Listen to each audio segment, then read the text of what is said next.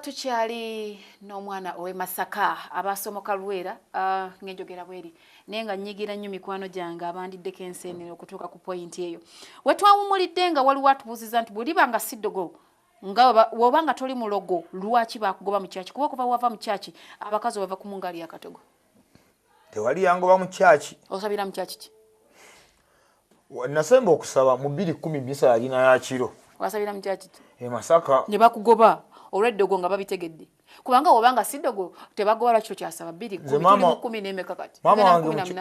mama wange mukyala musabi wa amaanyi nnyo ate mate tunakubuza mama wo obusabibwe gwe nange nsaba naye mbadde nasemba mu 210 misa y'ekiro ebivulu bibadde bimalamalawo nnyo nesifuna nnyo budde bwa kanisa naye nga Mukama mumanyi era nzibiriza ne tunyumya kati ate ensonga endala gyoyogeddeko ey'okuba mbu nsimbya abawala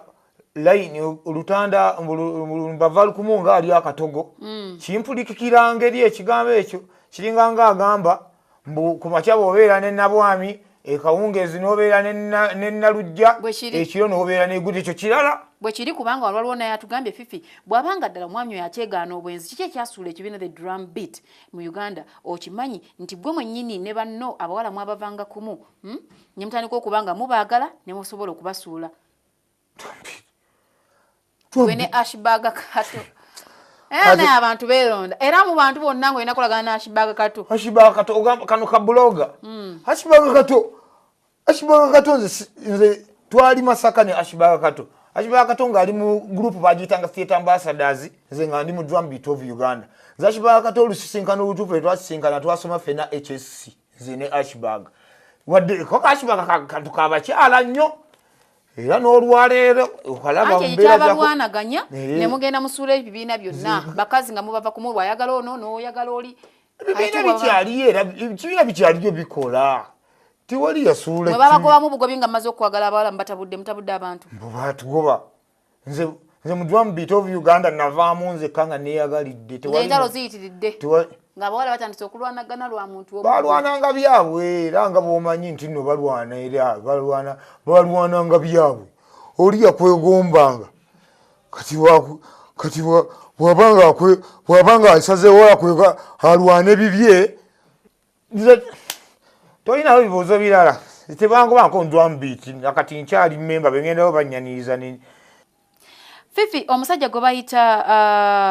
Ben okumanyanga muzibu muli wankwe teyalyogedde ku munne nti yali wa bigambo oli gwe yayise Dennis kubanga ebigambo byo ku Bukedde fama bikyuziza abantu obufofofo Kabanda Sheila Nvanungi batuuka okuva ku radio ng'ebigambo bibatabuseeko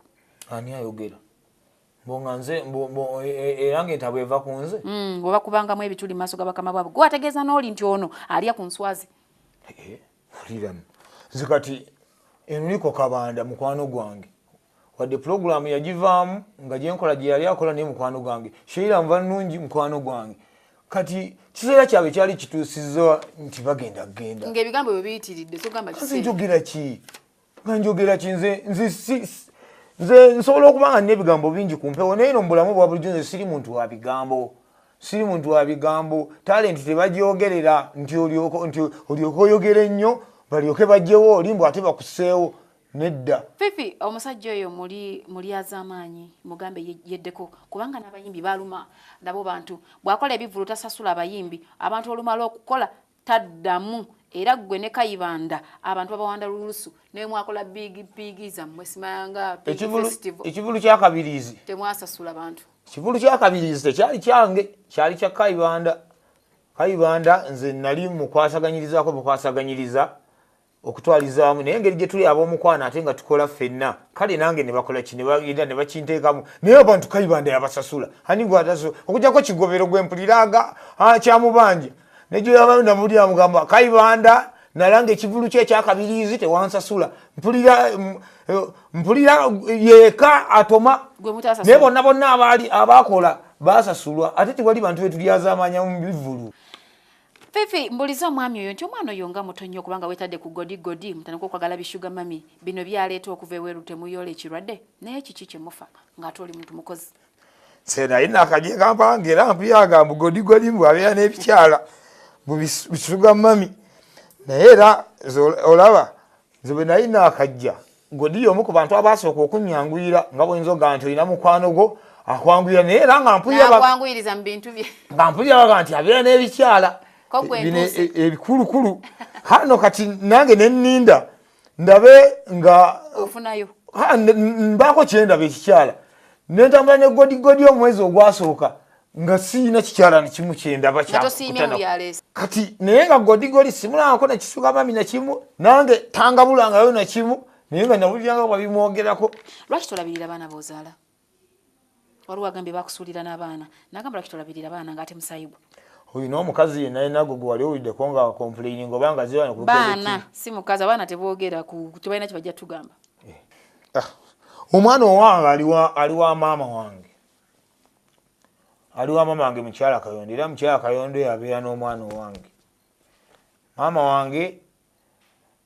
yandibadde avaayo n'akyogera busirabirira baana kati ani oyo kagezi munnya amanye nnyo atuuka okugamba busirabirira baana nfuna amaanyi agasinziira nzaale omwana atannemerere. Abaana baali badde bannemerera nkyali Masaka naye ne Kampala ekivumbo nga kyeyongerako ekyensimbi. Leka naawe lwaki weerabira nnyo abantu bw'otandika nabo? Sobola kwerabira muntu Mbaziira tono mumanyi? Mbaziira tono mumanyi. Lwaki agamba wamusuulawo wamwerabira nnyo lowooza levo yalinnya? Kati ate mu bantu tasobola kwerabira mu nsi eno Mbaziira tone kuba twava mu mukwano ne tufuuka baaluganda. Mbaziira tone sinza mwerabira ate namwerabira ntya nti olw'okuba ndi Kampala nti neerabira Mbaziira. Mwakomawo ne Ssabwa Natolo? Ono omuyimbi Ssabwa Natolo. Fifi omwana oyo kumanya nga bannange tatya bwe wamala okwawula banno nga mulimu ne Muteesa Pulongo mujjeko omukazi gwe bayita Saidat akuwanda lulusu naye bw'oti wamaliriza obukidde Natolo mukyalo omukulu oyo. Lwaki teweerabira? Ebya Muteesa Pulo biwanvu naye mwali mulwanira mukazi bannange ya Muteesa tubireke naye nga naye yensonga zaali za mukazi bwe bagamba. Saidat y'omumanyi? Saidat mumanyi mukazi wa Pulo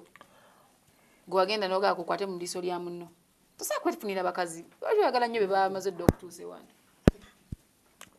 Saidat kasita Muteesa Pulo y'amazima agamanyi ekyo sijja kirwako y'amanyi. Ssabwa Natolo mumanyi ng'omuyimbi ate era mukwano gwange nnyo era nga bw'omanyi omuntu obeera ne mukwano gwo n'akutegeera nnyo naawe n'omutegeera nnyo kati kyekyo naye nga Ssabwa Natolo bambi nedda namusingi tewamugendako namusingi nga tuvudde ku bintu ebikubuuziddwa abantu gye badde bakulowooleza nti gy'oli suuna gwani. Kituufu nnyo neyanza nnyo akakisaako mpadde ate okubaako kyenjogerawo ku nsonga eyo. Suuna BEN nze ndi musajja muyiribi omukisa ogw'okufuna school fees nga nzijja mu bazadde bange gwakoma ndi mu P7 nentandika nenjiya nentetenkanya Drumbeat of Uganda eyo gye mbagambyeko yampeererako mpaka mu senior 3 nenyingira karaoke nentandika okola karaoke ekiro nga nkeera mu kirasi ku makya nenfuna certificate ya senior 4 nengamba nenda banga chamanyo nenga kankomaawo nenda okulengera ngambe kwano bange bembadde nsoma nabo bayitawo bagende babuzaye mulaga ne baga ffe toyongeddeyo mu HS nennumba HS mu mbeere eryali weerirauze nenkolanga karaoke ekiro macha benkera mu kirasi ne mala senior 6 azo na certificate nziina nali maze senior 6 nensigala nga nkyali mu karaoke kuba nali sina kintu kyakola waliwo omusajja amita Dickson Sengonzi yandabanga nnyo nalimva ku stage nampita nambuuza osobola okukola ku radio nemugamba nedda nanga nti osobola nemugamba lwaki nangamba ebyo bigambo bibadde yogerera ddala ku stage ebyo bibogera ku radio kati nga babadde byogera ne tuseka ne bobyogera ku radio tusobola okuseka Dickson nga ntwala ku radio bakayitanga yikweta kaliyo ka radio katonotono nenkola kakabanga ababuddu ne banzijayo nze nenkola kakabanga bukedde nenzijjayo ekyo kisa kyenina kiri kimu nti mu mbeera yange eyo nayo ey'okugezesebwa gye nzize mpitamu sisabangako ku radio yonna. Mu byaddala otegeera Suuna tovaako mu byaddala? Ntegeera bulungi nkulaba gwe FIFI nkulaba gwe FIFI pozo nga bakomadde okusaba 2:10 mu misa ya kiro tusabire Saara tuvaamu wejjukanye Saara gye wasaba ekiro ekyo. Ayi Mukama Katonda omulungi tukwebaza akadde kano k'otuwadde nembeerako n'omukyalo ono w'amaanyi FIFI the Queen. Era tukusaba mikwano gyaffe mwenna abalabye puroguramu eno, Mukama Katonda abawa omukisa muyite mu mwaka guno 2018 byonna nga bemuteekako engalo bitambulira ddala bulungi nnyo. Nsabye mpita mu linnya lya Yesu Kristo Mukama waffe. Amiina. Poso okola puroguramu ki? Kola puroguramu Bukedde butya? Sawa meka? Saa 12 mpaka 4. Ku Bukedde fama? Embuutikizi. Nebaza mwena benkoze nabo n'abadde batulaba era nimbagamba mbaagaliza omwaka 2018 ogw'abagezigezi nagwo gubatambulire bulungi obeere mugezigezi era omujagujagu omukujjukujju amanyi kyayagala and a go-getter person osobola okuba nga otuukiriza ebyo ebirooto by'otusisinkane ate weekend eddako tova ku Bukedde TV. FIFI the Queen, I'm out.